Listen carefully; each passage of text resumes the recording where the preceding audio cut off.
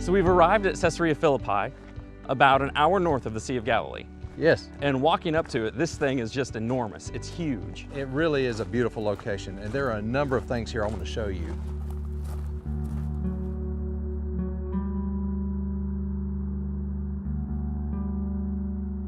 This site has a lot of historical significance even prior to the time of Jesus. Well, it does. It sits on an international highway between Mesopotamia and Egypt.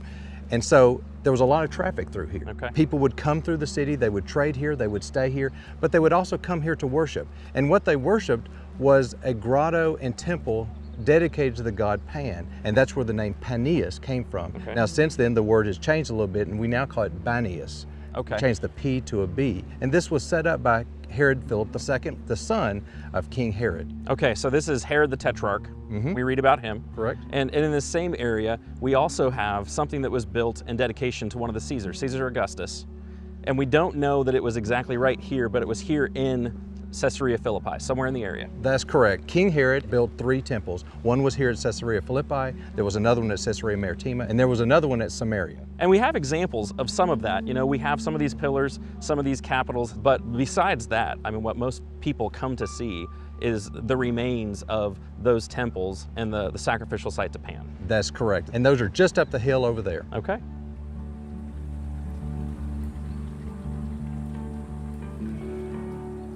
So below us is what? This is the Banias Spring. It's one of the 3 rivers that lead into, that are the headwaters for the Jordan River. Okay, so this connects with the Jordan a little ways down. Yes. Okay.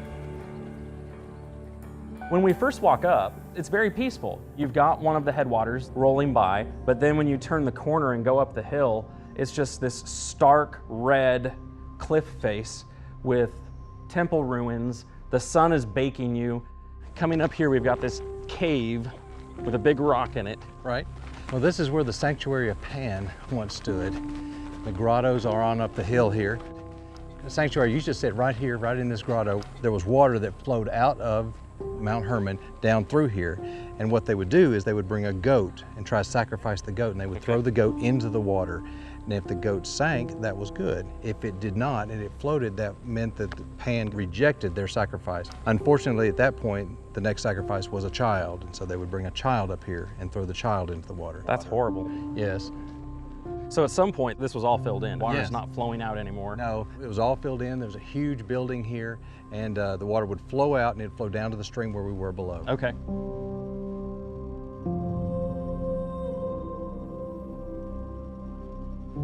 So this is the court of Pan, and we're walking up into this grotto area with a niche, with this shelf. What would have been put on this shelf? They would put all kind of idols and other things dedicated to the god Pan on Okay, it. now there are a lot framing this grotto on the outside as well, so those would have been filled They would have been filled as well. with statues and idols as Yes. well. So a very, very idolatrous place. That's right. Okay.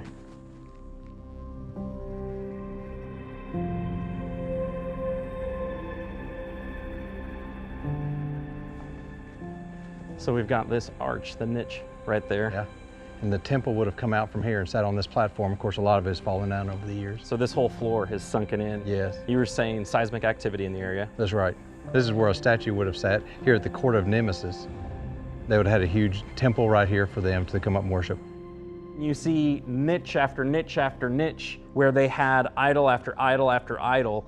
You can just imagine the lighting that would have been there, the candles that would have been there, incense that would have been offered there. This was a huge deal. Yeah, you see floors and columns and things that have, of course, fallen over over the years. That these used to be temples. These used to be sanctuaries. These are places where people would go and worship these idols. And that's what the city was known for. So to see all of that just makes you realize how empty all of that idolatry was and how it didn't help the people who observed all of that. It didn't help the people to sacrifice the animals and their children. The niches are empty, the idols are gone, the floors are a mess, the columns are knocked over. That is not the answer. Idolatry is not the answer.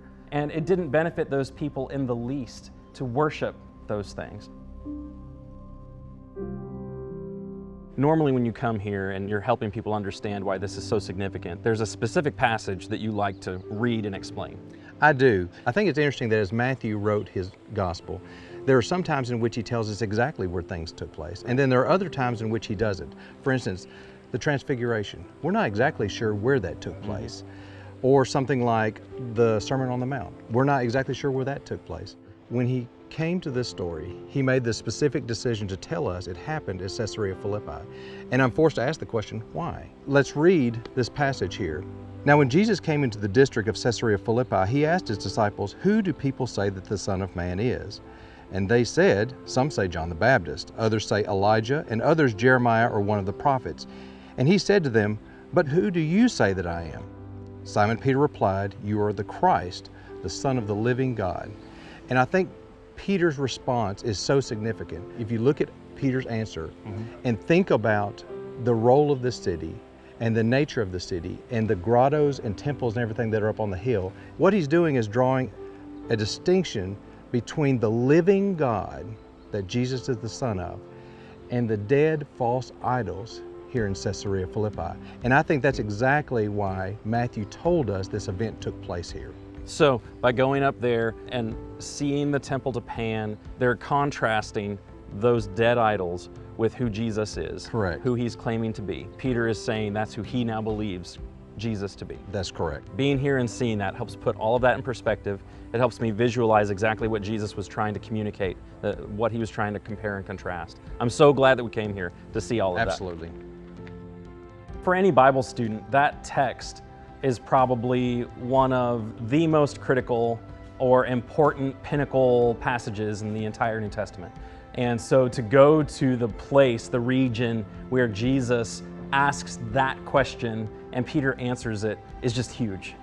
One of the things that you realize when you go to the site, this is a place where they're worshiping dead idols. This is a place where they're sacrificing animals to things that don't exist. And in some cases, they are sacrificing their children. They're sacrificing their sons to these things that don't exist. In contrast to that, the Son of the living God asking the question, do you realize who I am? I'm the Son that's going to be sacrificed. It just blows you away to realize the stark contrast. And so I think to be there, to have that explained, to be able to visualize that helps you appreciate how immense the question and how significant the answer is. This wasn't just a carpenter's son. This was the long-awaited Messiah, the anointed one. This was the promised deliverer of Israel and everyone else.